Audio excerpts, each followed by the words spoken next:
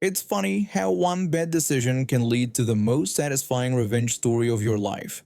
That's exactly what happened to me about 6 years ago, and I still smile whenever I think about it. Let me set the stage. I'd moved from Chicago to Baltimore for a government job right after college. I was lucky enough to find two awesome guys to room with, and we shared a place for about 5 years. We became best friends during that time, doing everything together: barbecues on weekends, camping trips, the whole 9 yards.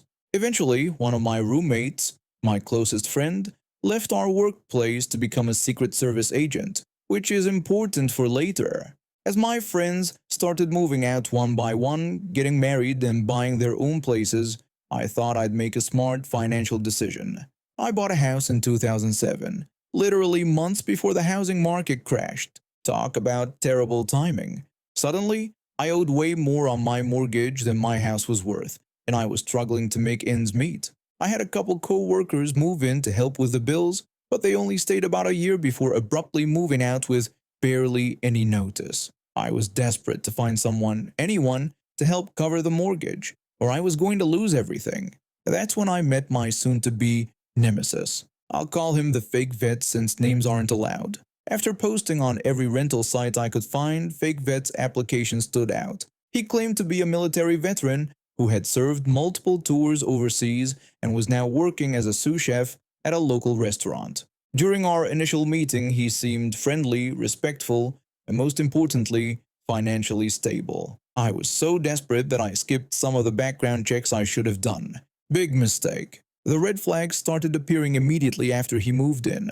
He arrived with just two small boxes and a TV. No bed, no furniture, nothing else. When I asked him where the rest of his stuff was, he made up an excuse about it still being in storage. He claimed he would get it that weekend, when his buddy could help with his truck. That weekend came and went. No stuff. Then I started chatting with him about his military experience, since my dad had served. I asked him which Ranger battalion he had been with. His answer was vague and suspicious. He just said the main one and called it the 1st Deployment Unit. When I pressed him to specify whether it was the 1st, 2nd, or 3rd Battalion, he gave the ridiculous answer that he had been with all of them at different times because they moved around so much. Anyone who knows anything about the military knows that's not how it works. But the final straw came when the 1st of the month rolled around. I reminded him that rent was due the next day. That's when the excuses started. He claimed his direct deposit was delayed because the restaurant had messed up his hours and asked if he could pay me the following week. When I told him I needed the rent on time to pay my mortgage, he tried to guilt-trip me. He had the nerve to say I should wait a few days because he had put his life on the line for this country. By this point, I knew something was seriously wrong.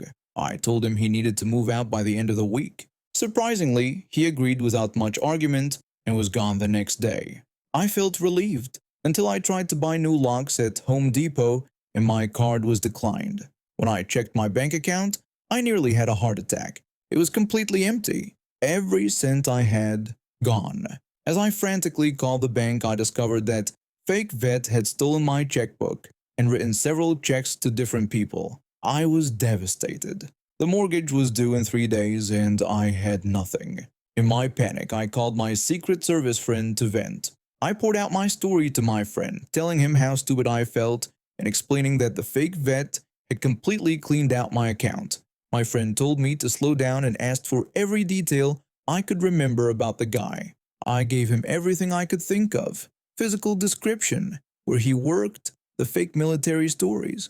My friend was furious and promised to help, asking me to give him 48 hours. I didn't think much would come of it, but I underestimated my friend. He told his co-workers, and even though this was small potatoes compared to their usual cases, they took it personally. Within days, they had tracked down and questioned the people who had cashed the fraudulent checks. One of them cracked and revealed that fake vet would be at a bar called Harbor Nights that evening, bragging about going on a deployment the next day. My Secret Service friend and 4 of his colleagues changed into civilian clothes and went to the bar. My other former roommate went along to watch.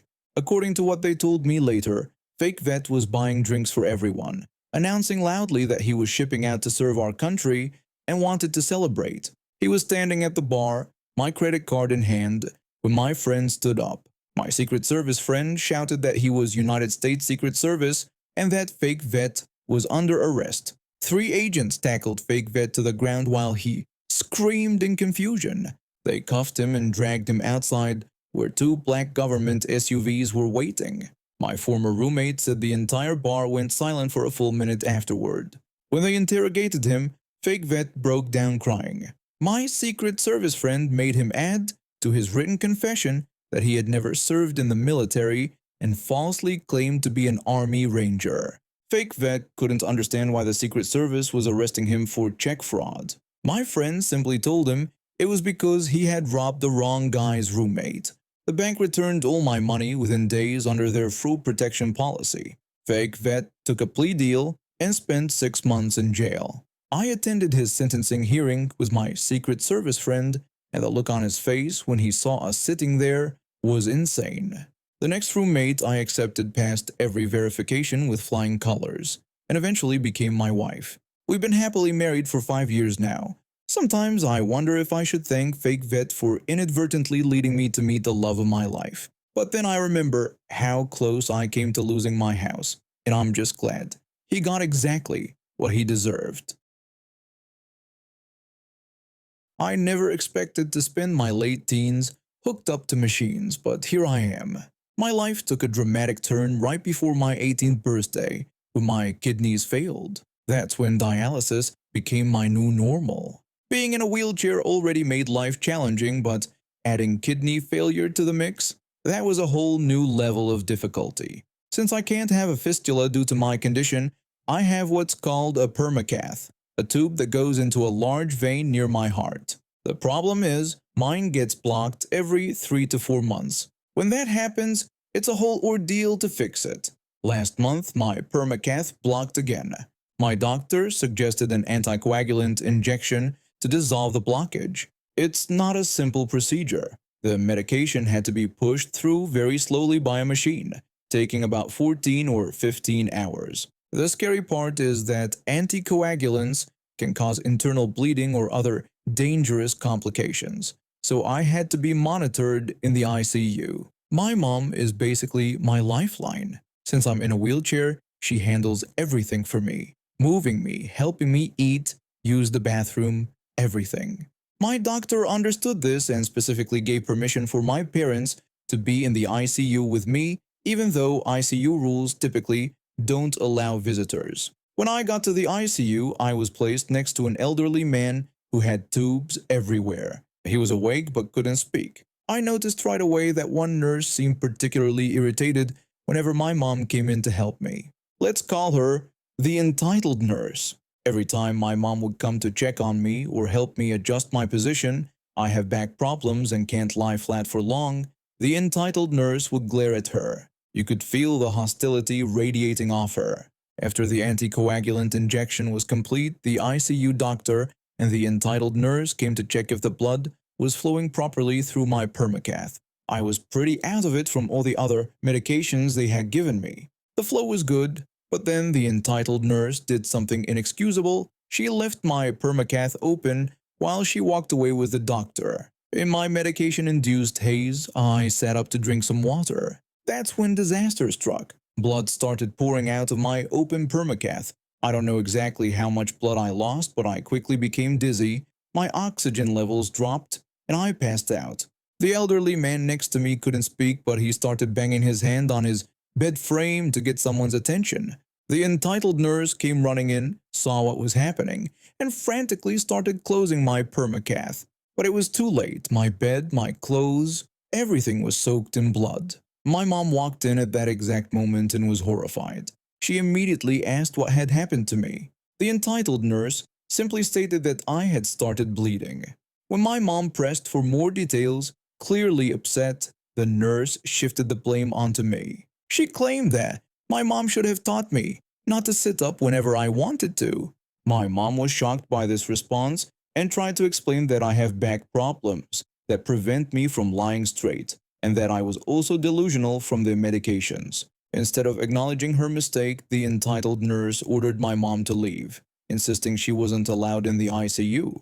When my mom mentioned she had the doctor's permission, The nurse coldly stated that she didn't have the nurse's permission and demanded that my mom get out immediately, raising her voice. My mom, not wanting to cause more problems, reluctantly left. As soon as she was gone, the entitled nurse started frantically cleaning everything before the doctor could see what had happened.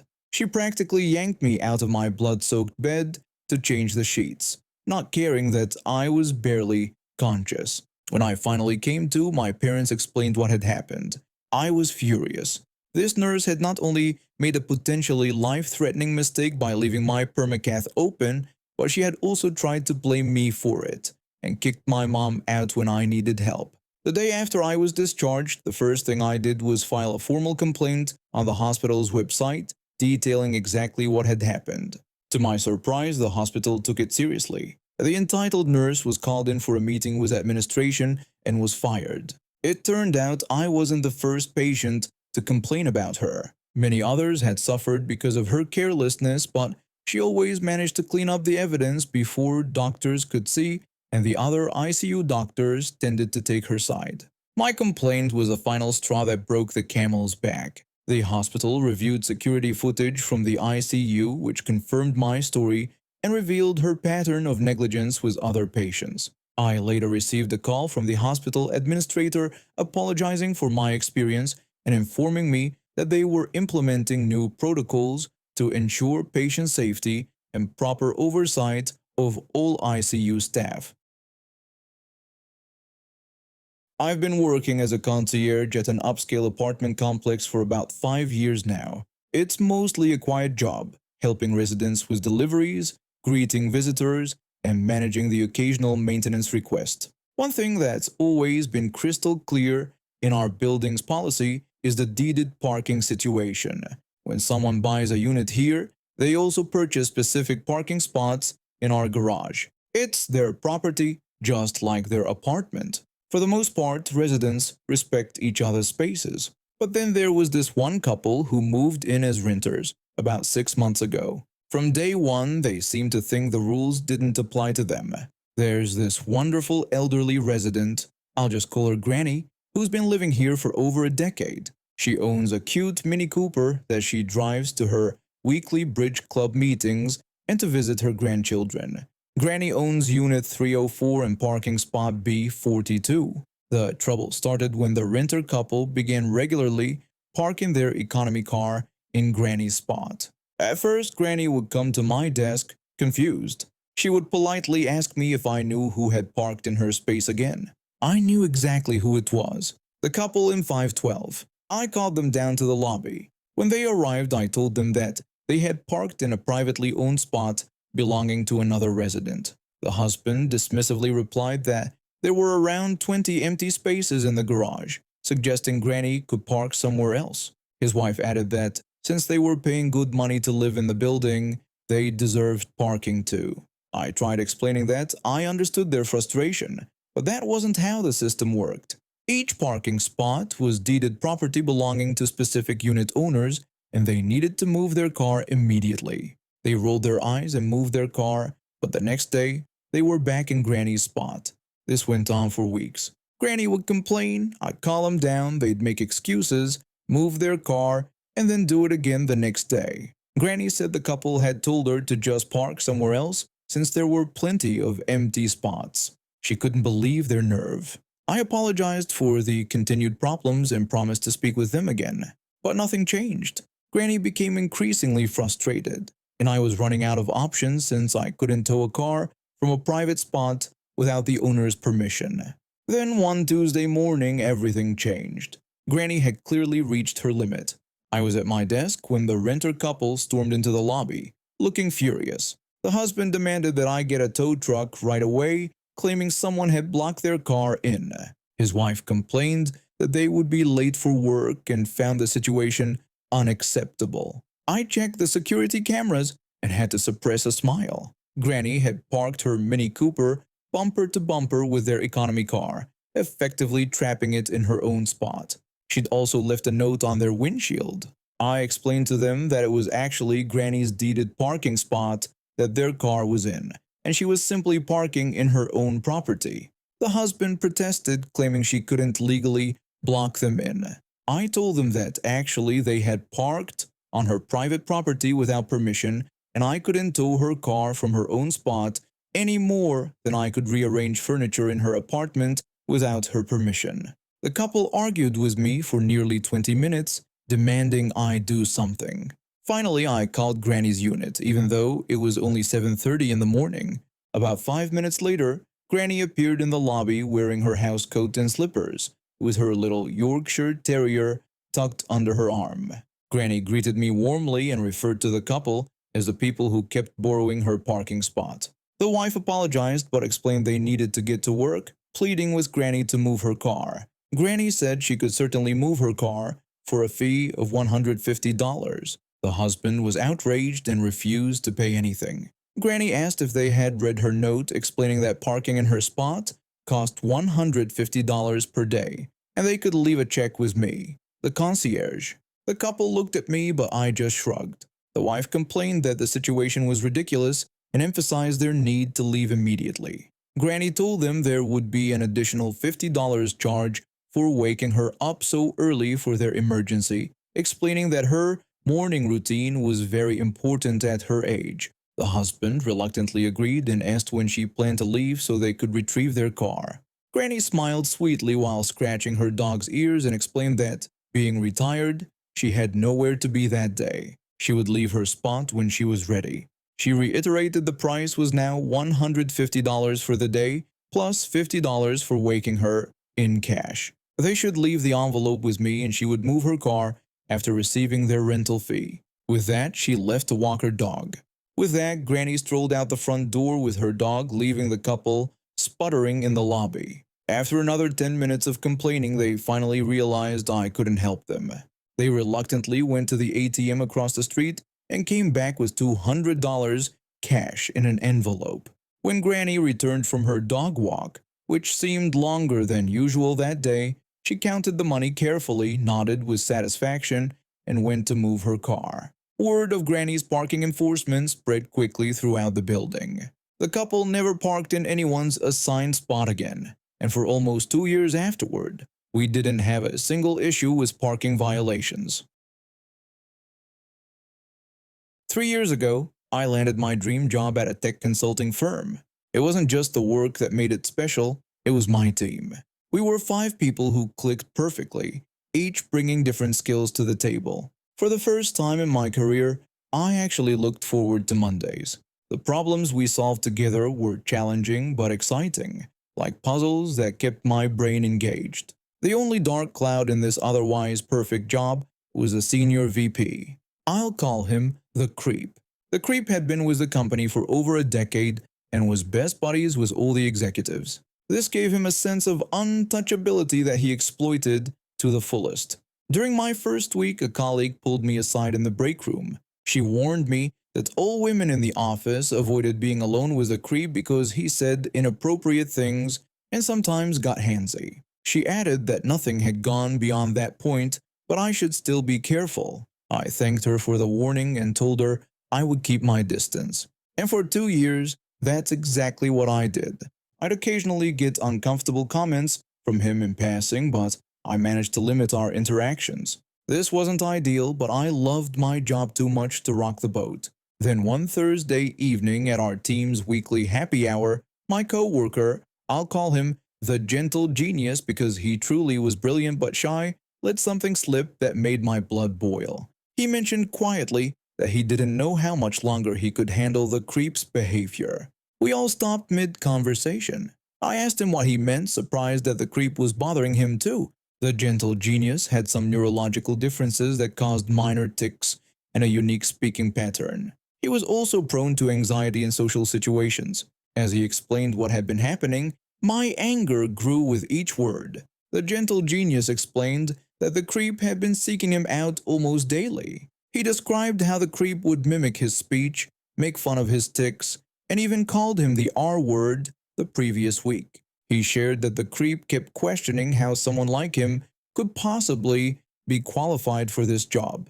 Our teammate pointed out that this behavior was illegal because the gentle genius was protected under the Americans with Disabilities Act. She suggested he should report the Creep to Human resources. The gentle genius reacted with immediate panic, practically jumping out of his seat. He begged us not to tell anyone about what he had shared. He explained that he couldn't risk losing his job because he had just bought a house and he and his girlfriend were planning to get married the following year. We promised to keep quiet, but I left that bar with a fire in my belly. The creep had been terrorizing women for years, and now he was bullying my friend because of his neurological differences.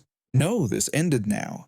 I couldn't break my promise to the gentle genius by reporting what I knew, so I decided to build my own case. Instead of avoiding the creep, I started making myself available. I sent him professional questions through our company messaging system, asking if Client X would be renewing their contract for the next quarter. The floodgates opened immediately. His responses were wildly inappropriate, filled with innuendo and suggestions that made my skin crawl. I'd respond with intentionally literal interpretations of his comments. When he suggested showing me his special presentation technique in private with a winky face, I replied by asking if there was a new presentation software the company was adopting since our team used standard PowerPoint templates. Sometimes I would directly tell him that his comments made me uncomfortable and ask him to keep our conversations professional. But he never stopped. He just bulldozed right over my objections with even more inappropriate remarks. For 6 weeks, I documented everything. After each in-person encounter, I'd return to my desk and write down exactly what he said, when he said it, and who might have witnessed it. I saved all our message exchanges. When I finally had enough evidence, I walked into human resources with my folder. I told the representative that I wanted to file a sexual harassment complaint. The human resources representative immediately called in the department head and 2 other representatives. They reviewed my evidence carefully, asking detailed questions about each incident. They also asked if I knew of others who'd had similar experiences with the creep. I gave them several names. The head of human resources assured me that they took these allegations very seriously and thanked me for bringing this to their attention. 2 weeks later, I received the news. The creep had been terminated. The office practically threw a party. Over the next few months, I learned the full story. After my complaint, Human Resources had contacted everyone I'd named. Word spread that an investigation was underway, which gave courage to 15 other women to come forward with their own stories. The Information Technology Department had also been asked to review the creep's communication history, which revealed even more inappropriate behavior. The creep did receive a generous severance package, which felt unfair considering his actions. But justice came in another form. His reputation was destroyed. No company in our industry would hire him. Last I checked his social media, he was calling himself an independent consultant and trying to sell people on multi-level marketing schemes. The gentle genius never knew what I did, but he flourished once the creep was gone. His anxiety improved and his confidence grew. I attended his wedding last month, where he looked happier than I'd ever seen him.